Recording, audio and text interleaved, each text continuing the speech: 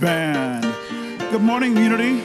Please rise as you're able and join us in singing our opening praise song.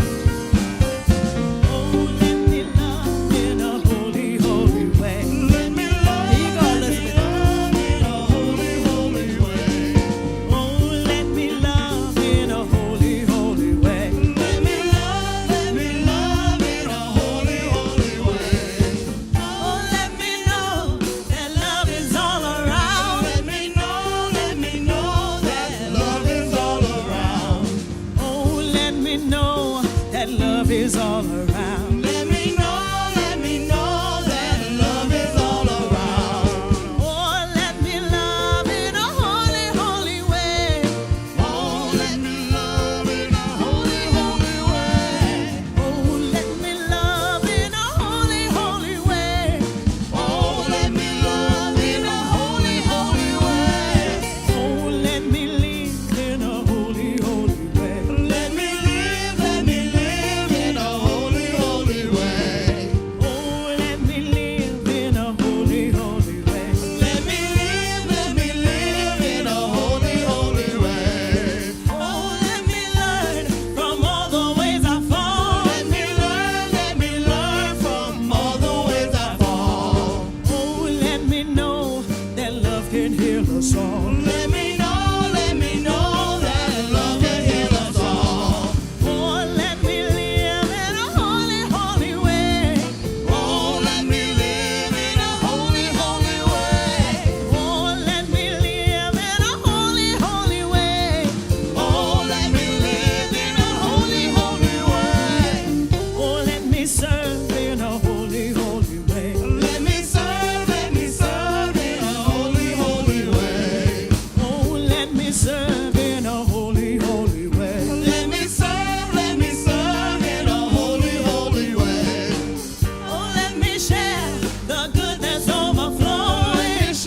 Let me share all the good that's overflowing. And let me care for those around the world. Let me care for all around the world. Oh, let me serve in a holy, holy way. Oh, let me serve in a holy, holy way. Oh, let me serve in a holy, holy way. Oh, let me serve in a holy, holy way. Oh, let me live in a holy, holy way. Let me live in a holy, holy way. Oh, let me love in a holy, holy way. Let me love in a holy, holy way.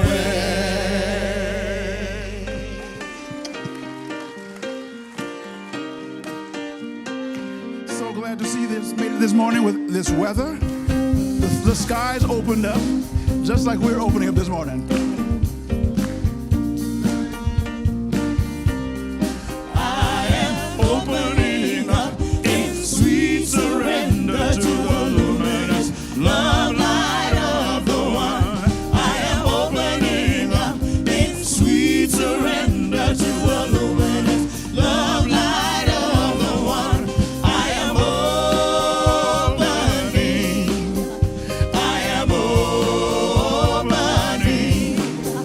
I am opening. I am opening. I am opening up in sweet surrender to the luminous love light of the one. I am opening up in sweet surrender to the luminous love light of the one. I am opening. I am opening. I am opening. I am opening. That's my cue. Good morning, everyone. Thank you for braving the rain and being with us today. Now is the time of this service where we get to greet each other with a handshake, a hug, or a holy high five. If you prefer no contact, just give us one of these.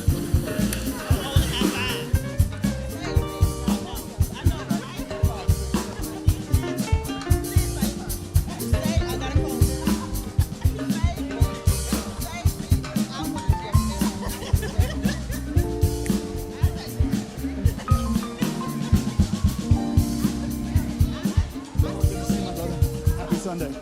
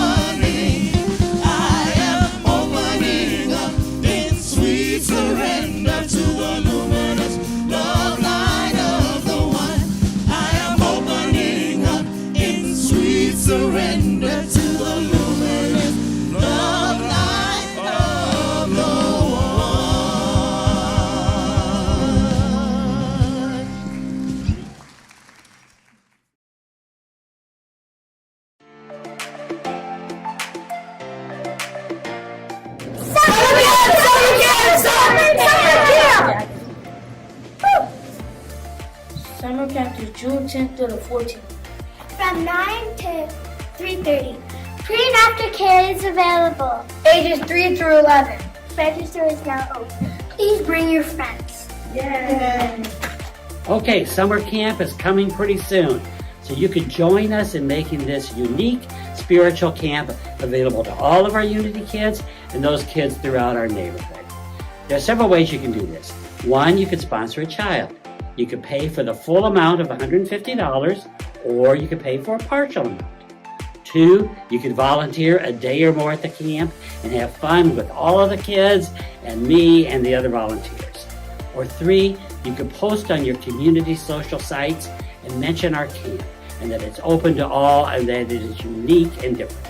For more information, please go to our church website and click on Family and Children, Summer Camp, or go to the table in the lobby. Hope to see you with us. Right. I'm so happy to see you. I have a feeling I'm speaking to more of you online than normal today. The skies opened and the rains fell just as I think most people were getting ready to come to church. So we are kind of small here in this sanctuary today, but I didn't feel that when we were singing just now. The energy is big here. So I hope that energy is translating to those of you at home, that it is a wonderful day to be at Unity of Houston, either in your pajamas at home or right here in the sanctuary with us.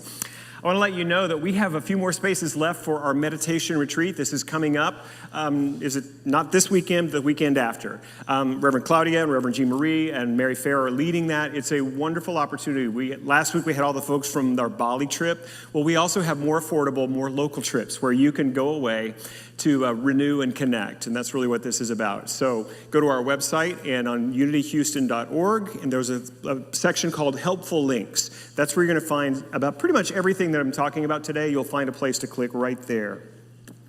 Today is Volunteer Appreciation Day, and I know that we're going to have plenty of food. So I invite everyone who's volunteered at all, even one time in the last 366 days, it's a leap year, to join us after the service for a party. It's a catered lunch. It's going to be so much fun. And if you have not volunteered in the last year, what we'd ask you to do today, if you're here in the sanctuary with us, is just sign up. Go out in the lobby. Patty, I think, is going to be out at a table in the lobby. And if you sign up, come and have spaghetti. We have got plenty for all, I promise. It will be a wonderful, and that party will be in the pyramid.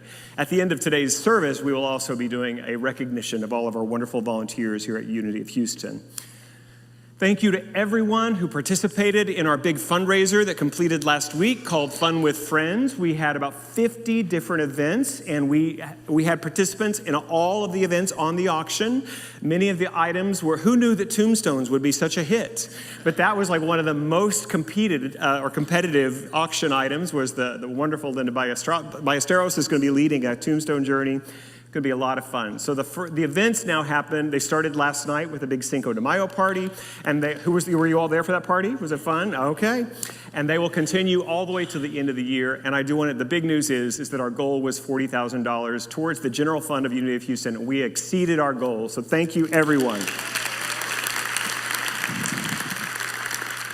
So I'd just like to take a moment to welcome anyone who is here. If this is your first Sunday here in the sanctuary, we have a Welcome to Unity table out in the lobby. You'll see gift bags there. One of those gifts is for you. So make your way there after the service, and there will also be a wonderful team there to answer any questions you have about Unity of Houston. And we'd also ask you to fill out a connection card. And if you're watching online, we would also ask that you take a moment to fill out the connection card if you haven't done that, if you're new to our community there online. And you'll find that in all the platforms, wherever you are. It's easy to find the link to fill out that form. What we always like to say here at Unity is that wherever you are in your spiritual path, you are welcomed to celebrate with us, to worship with us here at Unity. So thank you for being with us this Sunday morning. After all that activity, and we have a lot of activity in this community, we would also like to take time to go to the center and to the silence, and that's what we're going to do now. Just breathe into that and allow this beautiful song that Siobhan is about to sing to move us into our heart space for our time of meditation.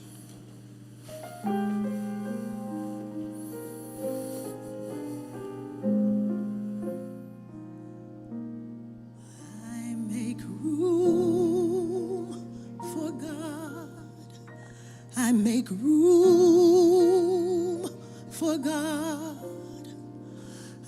I make room for God. I make room for God. I make room for God. I make room for God. I make room for God. I make room for God. I'm clearing out a space so God can move through me. I'm clearing out a space so God can speak through me. I am clearing out a space so God can love through me. I make room, yeah, for God.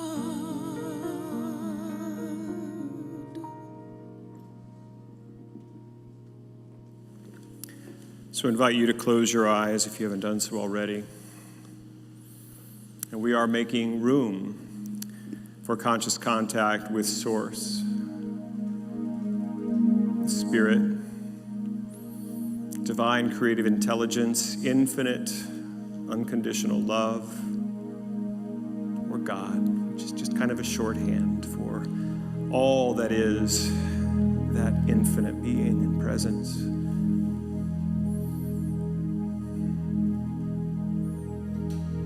And so I invite you to simply take your attention to the breath. Just be aware as the body breathes in and out.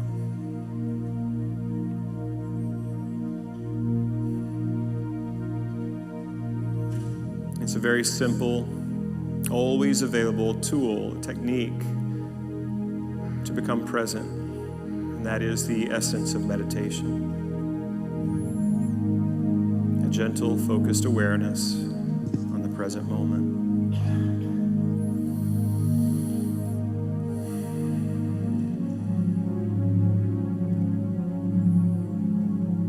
So notice the quality of the breath.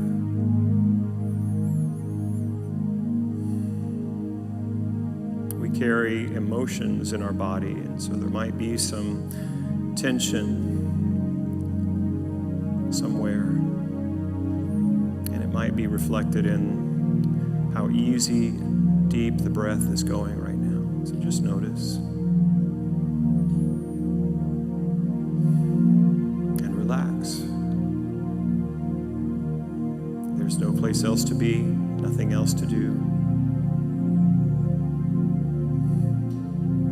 So we are here right now, breathing together.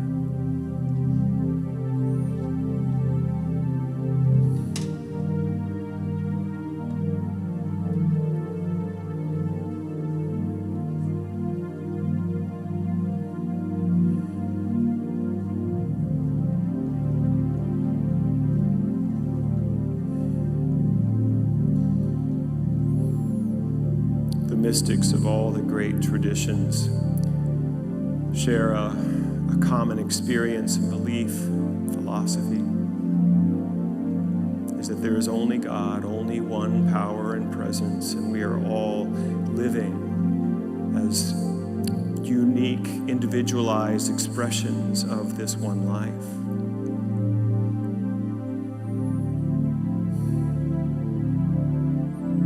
So right here and right now, this moment, let us open to this thought. God and I are one. Divine creative intelligence moves through my mind, through my body, beating my heart, breathing my breath.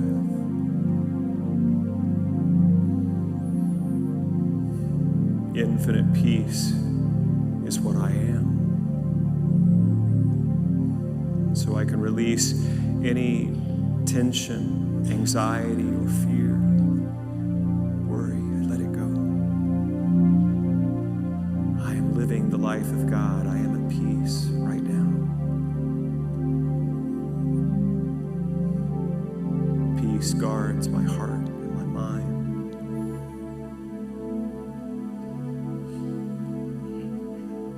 The divine quality of joy. The joy of the Lord is my strength, is the way it comes to us in Scripture. And this too signifies our connection to this one power, one presence. Joy is here. Beneath all grief and pain and sorrow, there is a container that is what I am, that is joy. So in this breath, in this moment, I remember, reconnect to this deep truth of my joy.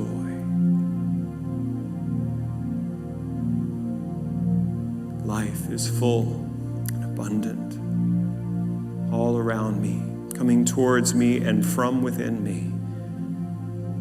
The joy of God is here. I am joy.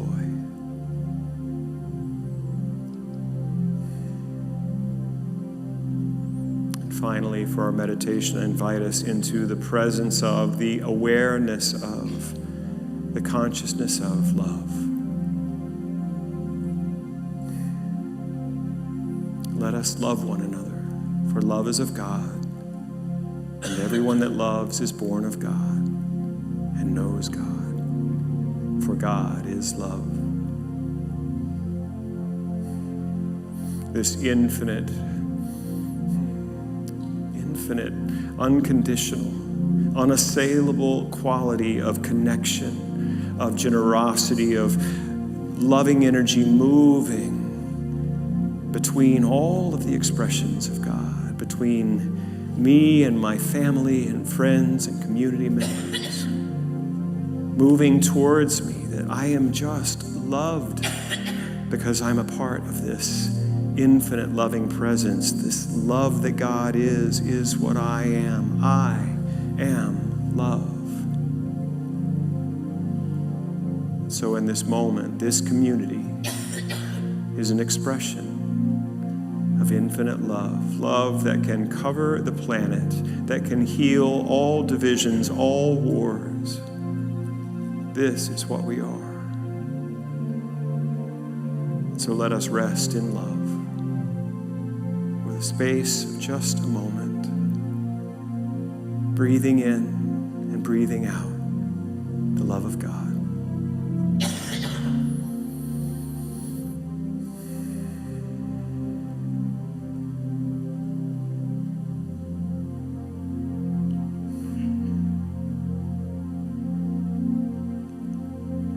For this knowing, for this time together in spiritual practice, for this remembrance of who and what we are, I give thanks.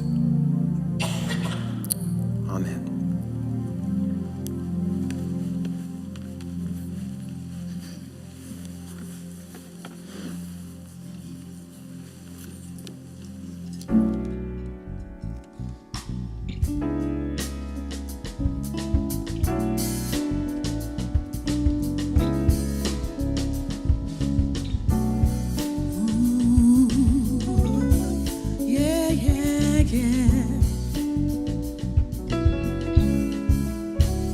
Inside my head there is a dream that I want to see in the sun. Behind my eyes there is a me that I've been hiding for much too long. Cause I've been too afraid to let it show. Cause I'm scared of the judgment that may follow. Always putting off my living for tomorrow. It's time to step out on faith. It's time to show my face.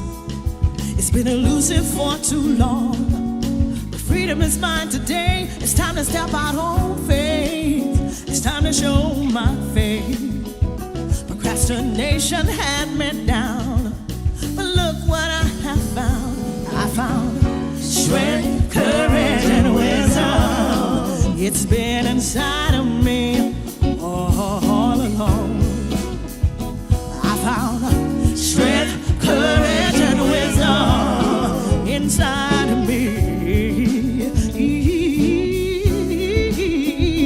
Yeah. Behind my pride there lives a me that knows humility. And in my voice there is a soul. And in my soul there is a voice. But I've been too afraid to make a choice. Cause I'm scared of the thing that I might be missing. Running too fast, stop to listen. It's time to step out on faith. It's time to show my faith. It's been elusive for too long, but freedom is mine today. It's time to step out on faith. It's time to show my faith. Procrastination had me down. Look what I have found. I found strength, courage, and wisdom. It's been inside of me all alone. I found strength, courage, and wisdom inside of me. Yeah, yeah. Oh, yeah. When I close my eyes and I think of all the things that I want to see, I know if I open up heart, I know that anything I want can be. So let it be. So let it be. So let it be. You gotta let it be. So let it be. So let it be. Oh, you gotta let it be, let it be, let it be, yeah. Strength, courage, and wisdom. Oh, yeah. Side of me, all alone. Every day I'm searching for strength, courage, and wisdom. Inside of me, yeah. Oh, you gotta know you got strength, courage, and wisdom. Inside of you, yeah.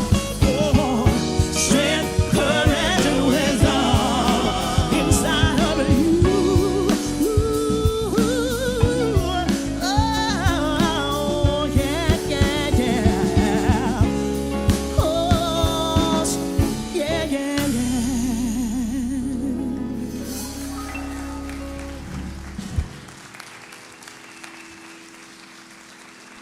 Yes. Let's put that one in heavy rotation. I like that one. That was good. Siobhan, you've got a real connection with India Ari's music. We can feel it. It's great. Well, it's just us today. So I do want to just take a moment and acknowledge that many in our northern areas here in Houston are experiencing major floods. And so if that is you, if you're watching us online, let us know. So far, we haven't heard about any of our community members who have got water in their houses, but we would love to know so we can be holding you up in prayer. Anything we can do to support you. I've had a lot of people that don't live in Houston that have been very worried about me and texting me this morning. I'm sure many of you have as well. But I'm so grateful for those of us who are here today. The weather wasn't too bad for those of us who were not affected up in the north. I'm excited about this series I'm about to start. Like right now, I'm starting. I'm calling it The 4 Mantras for Living. It comes from the American anthropologist Angeles Arrien.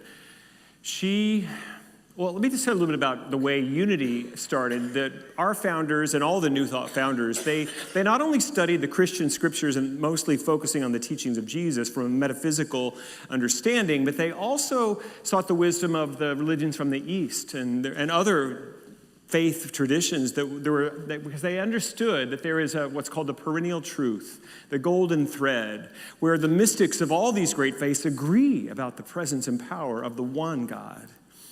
Last week we had some of our pilgrims who went on this spiritual retreat we took to Bali, Indonesia, and even though we had different garb and different clothing when we were there, our guides were always so quick to point out that we believe in one God. And you see all these different manifestations representing different qualities, but there's only one. And that's what our teaching is founded upon. And because we know there's only one God, we can, how do I say this? We can open the doors to other traditions, recognizing that we will have discernment about that which is useful and truthful and supportive of our spiritual walk. It doesn't mean that we're in any way, any danger of, I grew up in a very fundamentalist household where there was one way and it's the way our church did it. And anybody that didn't do it like that, they were suspect. Anybody else grow up with that? Is it just, so I don't have to spend too much more time on that, but I'm just trying to give a little context here for why we bring in other teachings into Unity, because there's only one source of all truth. And it comes to us beautifully in different ways. Back to Angeles Arrien. She did a similar thing to what our founders did by seeking, they really sought the wisdom of the great minds of the ages that stood head and shoulders above the common thinking. But what she did instead is she went to the indigenous and the native first peoples all over the world and looked for that common sense, for the beautiful ways of being by the people who lived closest to earth and to nature. And she wrote a wonderful book called The Fourfold Path. And that's what I'll be teaching on this month in May. And she really summarized it in 4 common phrases that we actually hear quite a bit as she put them together in this way. So I'm going to just go ahead and share those with you. What she calls the way of the warrior is show up. That's what we're talking about today. The gift of just really being present. It takes courage sometimes to really show up. Next week, we're going to be talking about paying attention to what the heart has showing us in terms of meaning. And this is the way of the healer. The third week, we're going to talk about tell the truth. Now, this is different from be impeccable with your word, which we studied in January with Don Miguel Ruiz and the Four Agreements. It's similar but different. But what this is the way of the visionary. Sometimes we have to tell the hard truth about what we're facing so that we can find the way forward. It's a visionary thing to tell the truth. And then the last is be open to, but not attached to outcome. And Angelus calls this the way of the teacher. Anybody else have any issues with being attached to outcome? It's my biggest issue. I think things ought to go the way I think they ought to go all the time. Have you noticed that doesn't usually work out? So, anyway, we'll give that talk on Memorial Day weekend. Today, I want to start with show up. I thought that would be an appropriate title for our volunteer appreciation today as well, too. But before that, I have to tell you something happened this week. I was in McDonald's, and I ate a kid's meal. And his mom got so mad at me. Good, right? That's from my friend Liz Luoma. I didn't really do that. It's a joke. She's posting all these great little two-line jokes. Here's another one that I really liked. Sometimes I am amazed at how brilliant I am in my actions and my thinking. And sometimes I try to get out of the car without unbuckling my seatbelt. Anybody can relate to that? Yeah. Being a human being is a mixed bag at best. And I am amazed now I've been in this teaching for over 30 years. Somebody's waving at me out there, hey, fella. And so I get easily distracted in the middle of giving a sermon. See there? I'm just so human. Look, a bird. Squirrel. Exactly. Thank you, Richard.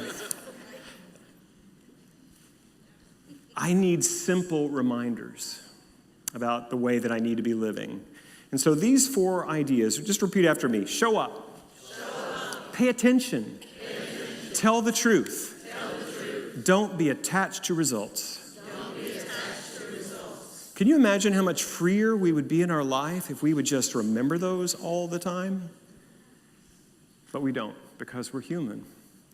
And also, in unity, we teach this oneness principle, non-duality. Most of the Western religions, including the way most people practice the teachings around Jesus, called Christianity, they're dualistic, that there is an earthly or a fallen realm, and there is the heavenly spiritual realm. And what we teach is more akin to what the Eastern religions teach, is that there's only one presence, one power, one reality. We're part of it. It's non-dual. But we have bodies, or has anybody else noticed that we have bodies? Tara Brach, the great Buddhist teacher, she says that because of the body, we're going to fall out of oneness back into duality 100 times every day. It's just what we do. Because I'm here, my body is contained, here's me, and then there's everything out there. I'm not connected, here's where I end and all that. It's true from the relative perspective, but from the absolute truth, we know that there is only one presence, one power. There's only one thing ever happening. It's the life of God. I'm a part of it. And so what we seek to do is to remind ourselves daily, weekly. We develop practices that put us back in touch with this truth, that there's no enemy, there's no other. I am one with all that is, because it is so easy to forget. And so I thought this idea of show up would be a great thing for us to talk about, because it's the way we show up, not only for ourselves, but really for each other, that makes the difference. In case you didn't know this, we have evolved in human culture, and in times we now have the access to more communication, more information than any other generation of human beings on the planet. In some ways, we are more connected than human beings have ever been. And at the same time, we are more isolated and more lonely than human beings have ever been. And when Dr. Angelus Arian was studying the native people, they didn't have the luxury of being isolated. Everyone had to do their part so that the tribe, so that the clan could stay together and be healthy and whole. And that necessity of connection has a lot of wisdom that we can access now. In tribal culture, isolation means death. That we must depend upon one another so that our family group, so that our people will survive. We depend upon each other. Another great anthropologist, Margaret Mead. Years ago, Margaret Mead was asked by a student what she considered to be the first sign of civilization. And the student expected that she would talk about fish hooks or clay pots or grinding stones. But no, Mead said the first sign in civilization in an ancient culture was a femur, thigh bone, that had been broken and then healed. She explained that in the animal kingdom, if you broke a leg, you died. That's simple. You can't run from danger, you can't get to the river for a drink or hunt for food. No animal survives a broken leg long enough for a bone to heal. But a broken femur that healed is evidence that someone has taken the time to stay with the one who fell, has bound up the wound, has carried the person to safety, and has tended to the person through recovery. Helping someone else through difficulty is where civilization starts.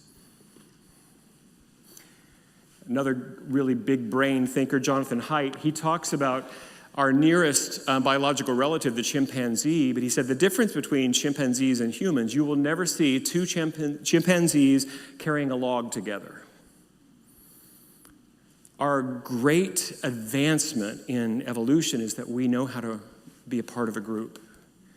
There are other animals that do too, think of wolves and others, but the way that we have these big brains and we can gather together to pool our energy to help the collective, it is the most powerful thing that has been seen on earth yet.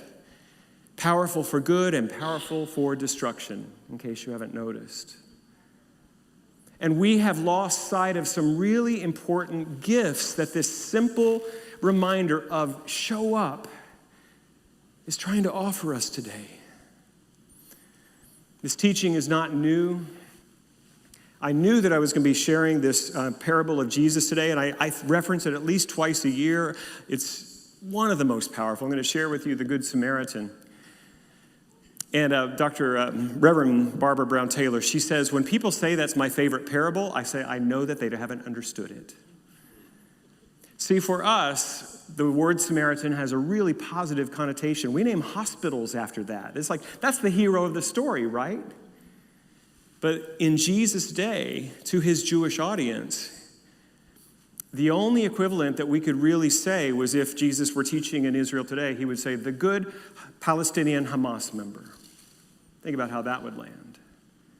In a conservative church, to say, the good gay person. How would that land? To be in a more progressive church and say, the good MAGA Republican. Oh, that one got a stir. It was confrontational to talk about the Samaritans this way. I'm just going to go and read there. It's only 12 verses. I normally just kind of paraphrase, and you all know that Jesus didn't speak English, right? Okay, we're clear on that. So this is a translation many, many hundreds of years after of what was an oral tradition. Somebody wrote this down, but I do believe that this story does come from that wonderful rabbi, Jesus of Nazareth. This comes from the Gospel of Luke. On one occasion, an expert in the law stood up to test Jesus. Teacher, what must I do to inherit eternal life? What is written in the law? He replied, how do you read it? And on that note, a rabbinical student talked to his teacher one day and he said, why is it every time I ask a rabbi a question, he answers me with another question? The rabbi got very calm and still, bowed his head for a moment, a long moment, raised up and looked at his student with such compassion in his eyes, and he said, why shouldn't a rabbi answer every question with another question? So Jesus asked, what does the scripture say about how to attain eternal life? And that the expert in the law replied, love the Lord your God with all your heart, with all your soul, with all your strength, with all your mind, and love your neighbor as yourself. You have answered correctly, Jesus said. Do this and you will live. But he wanted to justify himself, so he asked Jesus, and who is my neighbor? And that's where the plot thickens. If you're dualistic in your worldview and your spiritual tradition, it's okay to have others that are not your neighbor. I believe Jesus of Nazareth was a non-dual teacher. Because of this story that he tells next is so crazy. It's so outside of every acceptable social norm that Jesus is pointing us to something that I think is an uncomfortable truth, even for us today. In reply, Jesus said, "A man was going down from Jerusalem to Jericho, and he was attacked by robbers. They stripped him of his clothes, they beat him, and they went away, leaving him half dead. A priest happened to be going down the same road, and when he saw the man, he passed by on the other side. So too, a Levite, when he came to the place and saw him, he passed by on the other side. And a Samaritan, as he traveled, came where the man was, and when he saw him, he took pity on him. He went to him and bandaged his wounds, pouring on oil and wine. He then put the man on his own donkey, brought him to an inn, and took care of him. The next day, he took out 2 denarii and gave them to the innkeeper. 'Look after him,' he said, 'and when I return, I will reimburse you for any extra expense you may have.' Jesus turned to the expert in the law and asked, 'Which of these do you think was a neighbor to the man who fell into the hands of the robbers?' And he replied, 'The one who had mercy on him.' And Jesus told him, 'Go and do likewise.'"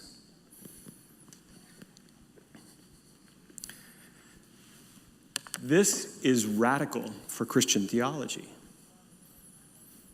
Because in Christian theology, as it's generally taught, it's not our works that we're saved by. It's what? Our faith.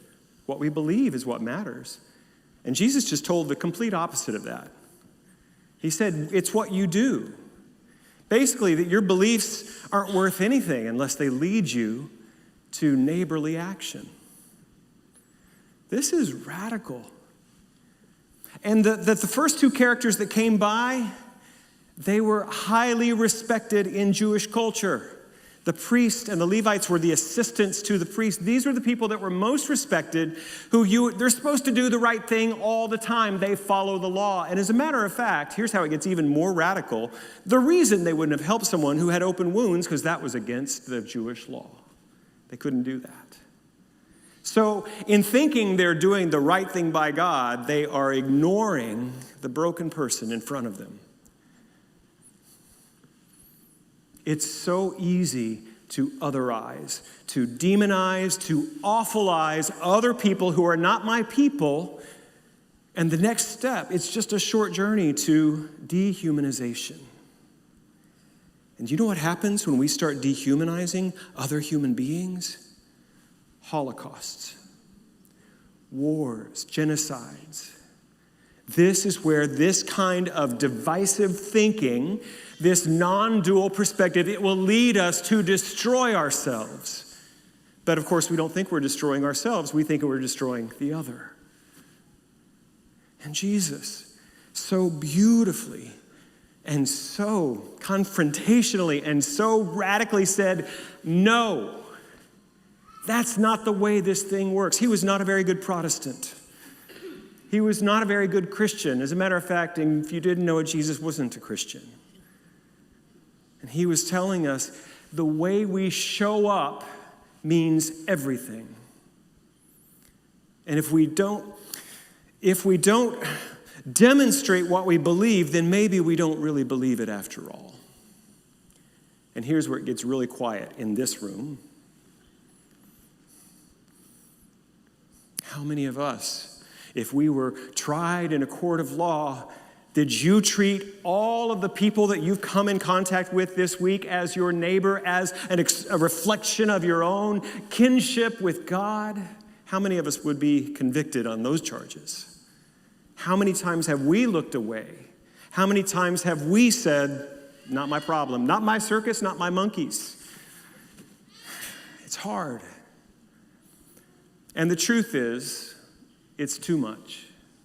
We can't solve every problem before us. We can't, I don't even know what to say about the Palestinian, the Hamas-Israel war right now. It's so awful. It's so awful. And I do know that I'm being pressured to pick a side. And I have people on both sides of it who are asking me to pick a side. and to speak for that side and against the other side, and I'm not going to do it. And my heart is breaking. But what I'm trying to do with at least that war is just look at it and see that these are people. And if you can't see that the people, the Israelis who were attacked on October 7th were wronged, and it's wrong, and if you can't see that what the Israeli military is doing to the Palestinian children and women, if you can't see that that too is wrong, then what's wrong with us? These things are not mutually exclusive. We can see that their great harm is being done. And it's okay to not have the answer.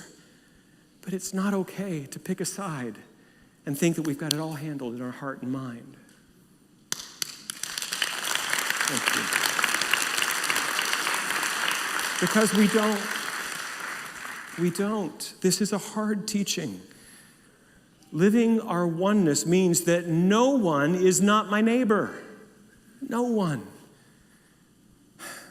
Next month, you're going to be seeing something you've never seen before at Unity of Houston.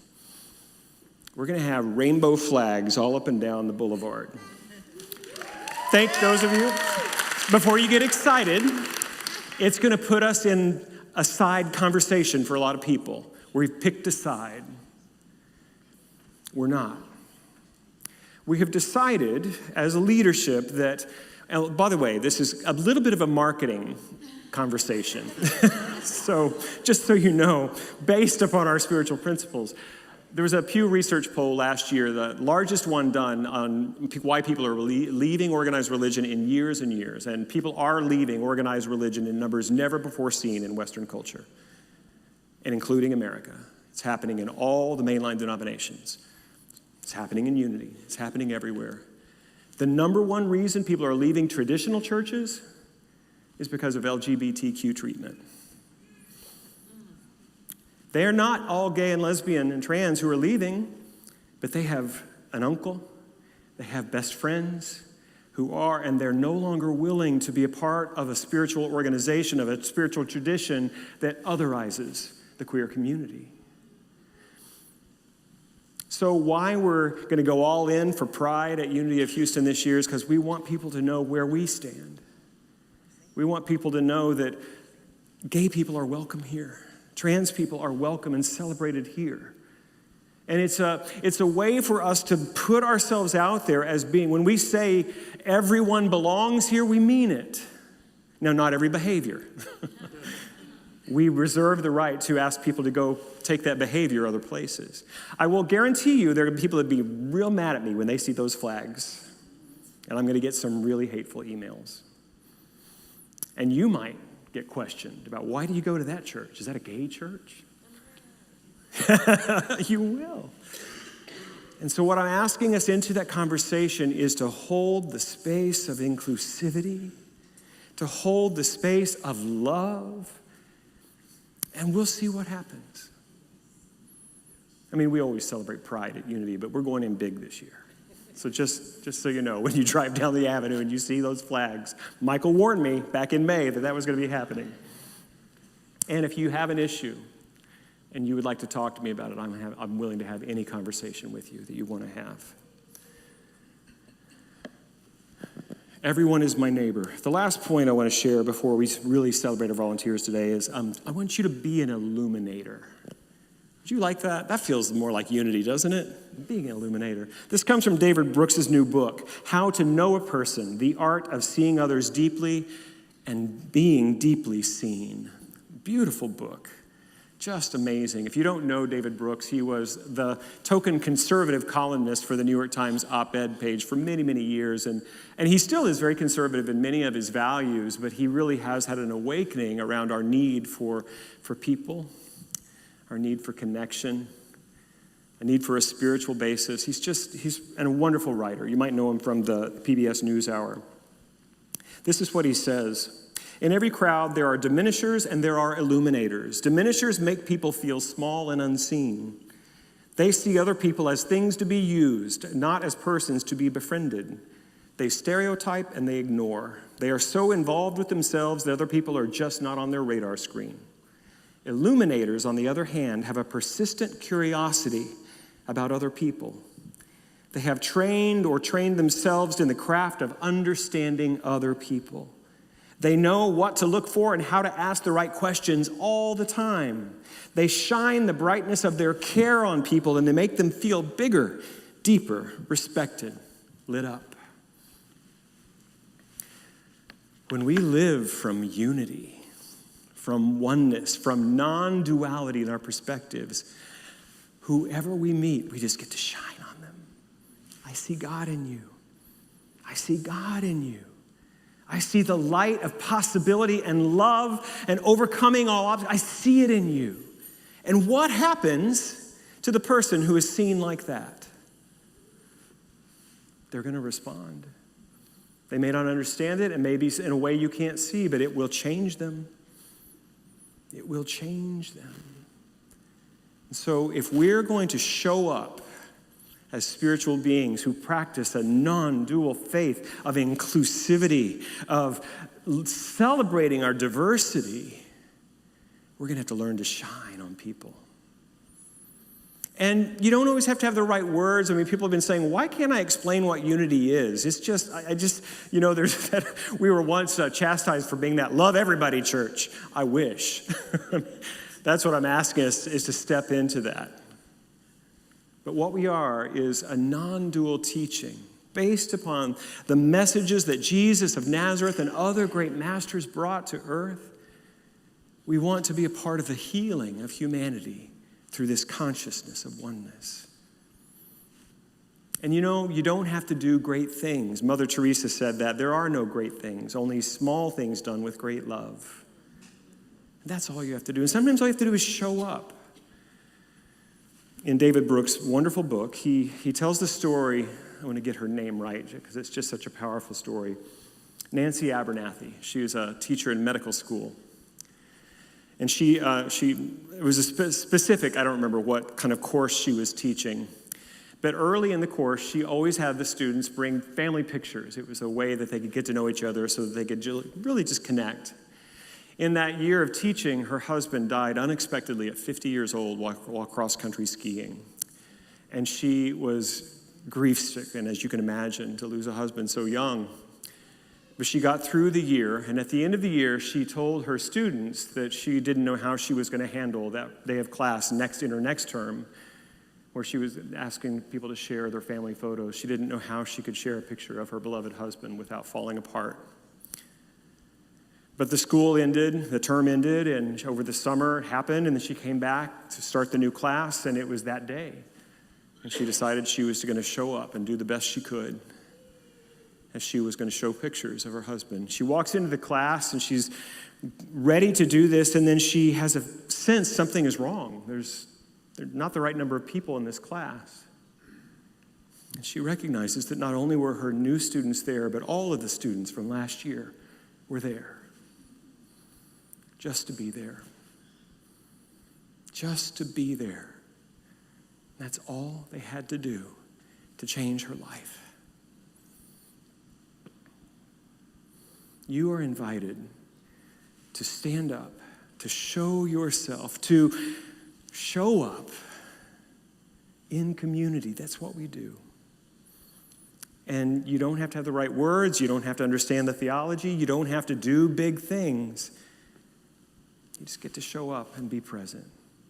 Now, I know many of you are at home and you think you didn't show up today, but you did. You're there. But I'm going to make a call that all of you who have gotten accustomed to the convenience of watching church from your living room or from your bedroom or from your kitchen, I'm going to ask you to show up.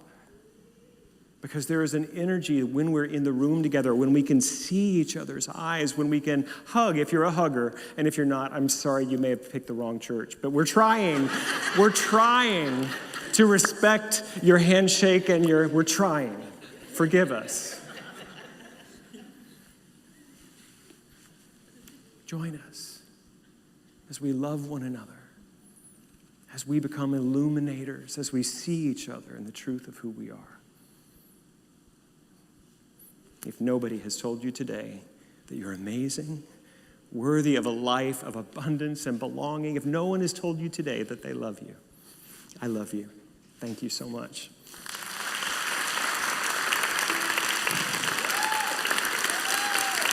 Thank you.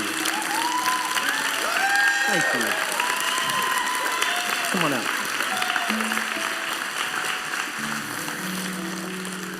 This beautiful woman in the cute boots right here, this is Reverend Cindy Klein. She is our Director of Sacred Service Ministry here at Unity, and this is the one day of the year that we get to just honor and appreciate all of the people who give of their time and their talent to serve this community.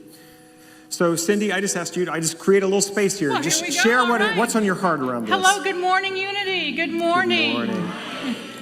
Today is a very special day here at our ministry. It is a day that we honor and celebrate and acknowledge our amazing volunteers here. I always tell everyone I have the best job of anybody on the planet. I get to work with such amazing people here at this ministry. To me, it just doesn't get better than that in my books. Thank you for the gift and the opportunity of being able to serve with you. At Unity, we believe service is essential to our spiritual growth. And being in service creates an opening for us to realize that Christ's presence within ourselves and with others. So it's a joy to be with you here this morning. So Cindy and I just have some facts and figures that we want to share about some ways that volunteering really impacts our community here. So, for example, did you know that it takes nearly 300 volunteers to usher, greet, insert bulletins, wrap candles, run cameras, do the audit, have safety, to prepare for Christmas Eve, Easter, special event services each year? Now, this is in addition to the dozens of volunteers we need for English and Spanish services every Sunday, and for all our all our services and events throughout the week, each week. I lost my place. I was trying to make that correction I forgot earlier. Thank you, Cindy. That's okay.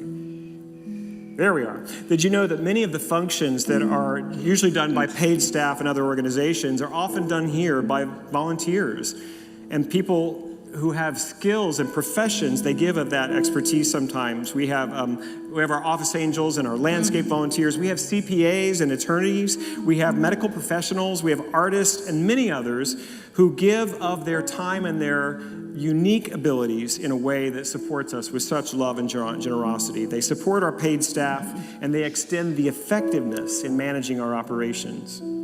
And did you know that many aspects of our spiritual support is done by our volunteers, not just by our ministers? Our prayer ministry reaches thousands of individuals. Our pastoral care team connects with those who can no longer attend the church in person. Our licensed Unity teachers give of their time and talents in many ways. And did you know that our volunteers have an impact not only inside the church, but out in the community as well? Our Unity in the Community initiative, their volunteers are working to feed the hungry, to shelter the homeless by working with our food pantry twice a month with Houston Food Bank and our volunteering at the Beacon Homeless Day Center, among other things. And they've been doing amazing work working with children over at Pilgrim Academy. We do a back-to-school fair. We do gifts at Christmas time. And along with our animal kinship ministry and our blood drive team, we have found ways that we get to be effective in helping people outside of Unity of Houston. And did you know that it takes over 30 volunteers each week to staff our youth and family ministry programs? Our wonderful choir consists of dozens of dedicated souls who collectively give hundreds of hours of volunteers, who give hundreds of hours to create their beautiful music. And did you know that hundreds of volunteers give tens of thousands of volunteer hours every year to this ministry and to this community? And this is why we want to acknowledge and celebrate you, our wonderful, magnificent volunteers. So we ask you, if you have volunteered in any way at this ministry, please stand and let us acknowledge you.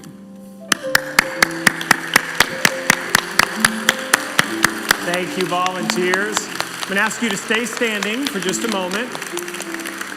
And I also want to say we have about 25 other volunteers that aren't in the room right now because guess what they're doing? They're volunteering over in Youth and Family Ministry and in the bookstore. So we're going to include them in this as well. So what I'm going to ask you to do right now, there's a little chant that we sometimes sing when we honor volunteers, but I'm going to ask everyone who's standing on this side to not sing. what I'm going to ask you to do, sometimes this is hard for people who give a lot to do. I'm going to ask you to stand and receive. And all of us over here, we're going to turn to them. And if you're seated, you get to sing the whole time. And we're going to extend our love as we sing, and we are grateful. And we are grateful, grateful for all you do and all you give and everything you are. And we are grateful, grateful for all you do and all you give and everything you are. Didn't that feel good? Was that a little uncomfortable? You did good. Stay standing. Please stay standing. I know I told you we're going to keep you doing this a while. Now it's your turn. Everybody on this side, and there are people in the balcony too, we include them in this, that we are going to extend our love. And you over here, your job is just to receive. Feel the appreciation and love from our community as we sing. And we are grateful, grateful for all you do and all you give and everything you are. And we are grateful, grateful for all you do and all you give and everything you are. Thank you. Unity volunteers, we love you and appreciate you. You are so deeply loved and appreciated. Thank you so much. Reminder, be sure to come over to the pyramid for a wonderful celebration for lunch and some fun dancing as well. And if you do sign up, like Reverend Michael said earlier, if you sign up to find out more about volunteering, you come to lunch as well. Come to the party. Come to the party and party with us. Thank you all so much.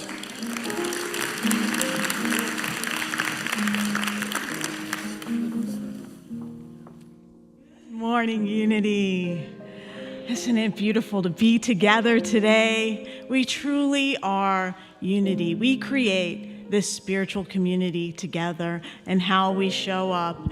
And one of the ways that we show up to create this community is through our giving. I want to express our gratitude to those of you who are committed givers.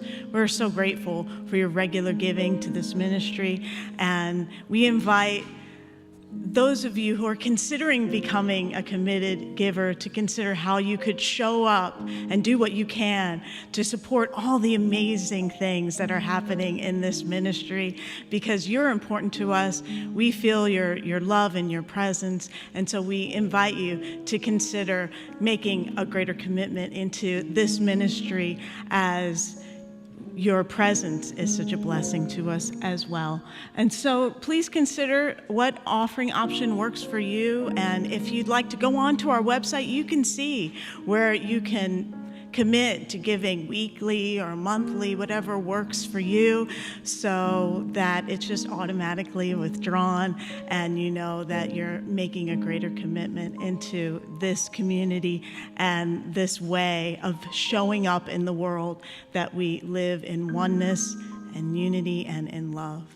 And so I invite you now to hold your gift, whether the gift has already been given automatically or you're giving it now, to hold it in your heart, hold it in love.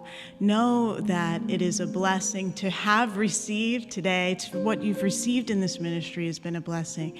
And so we give forth knowing that in giving we are receiving, and in giving those gifts are multiplied many times. Let's pray together. Divine love through me blesses and multiplies all the good I am and have, all the good I give and receive, and so it is. Amen.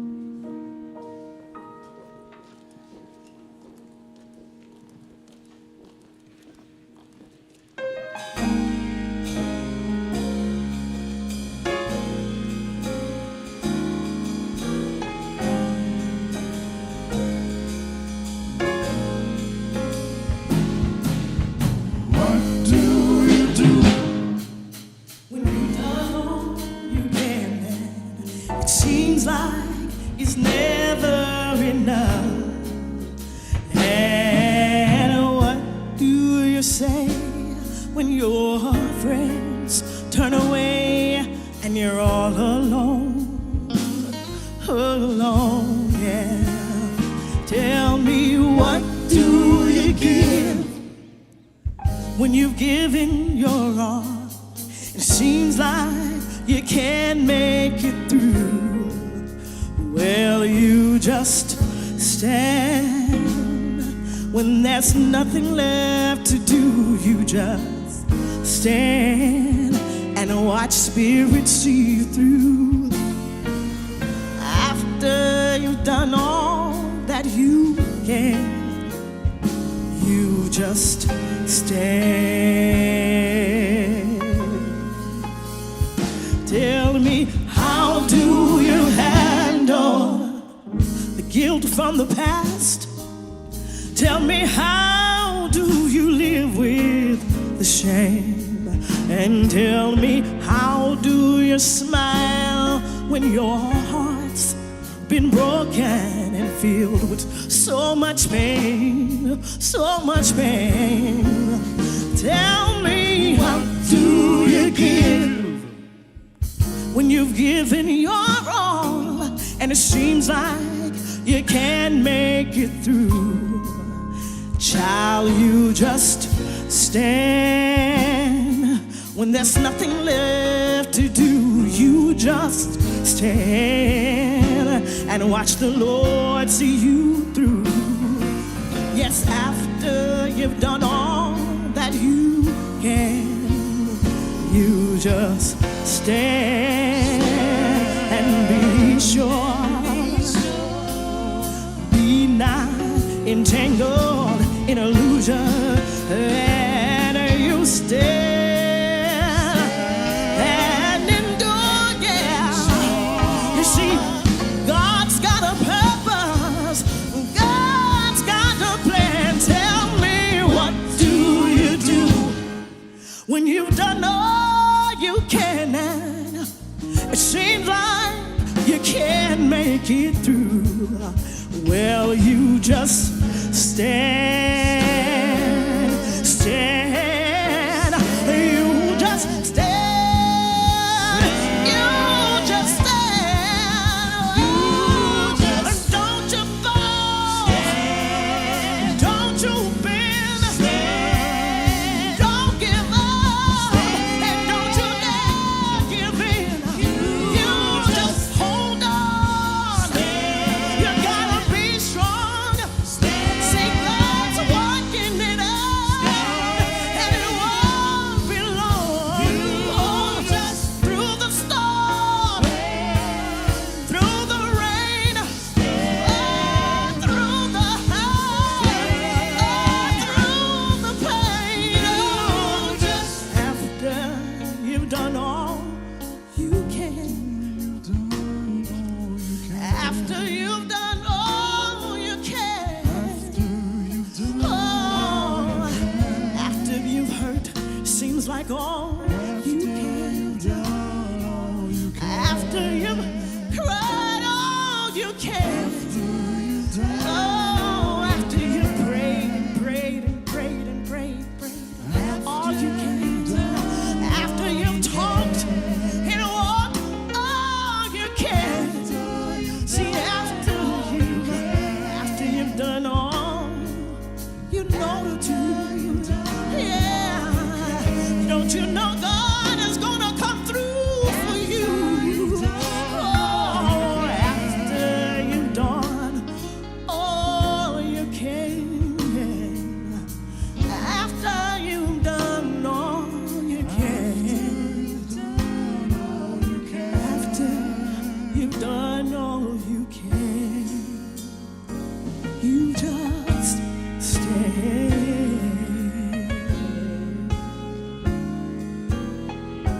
Ooh, yeah. You just stand.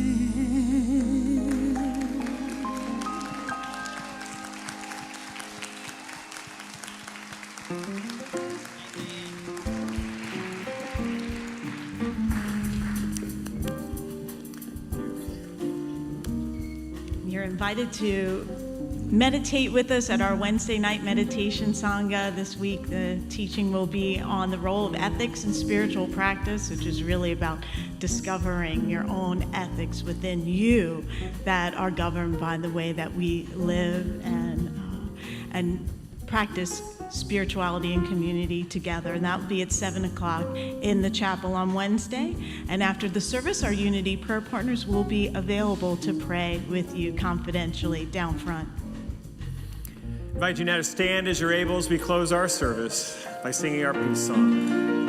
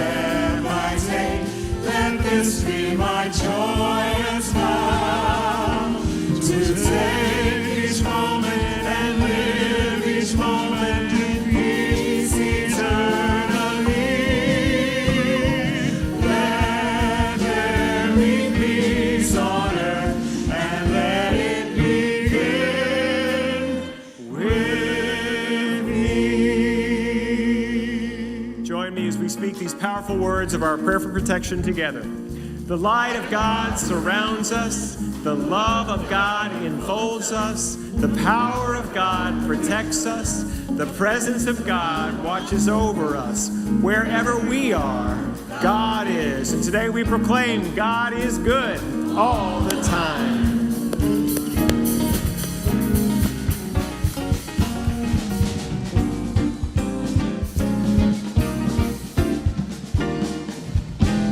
It's a beautiful day.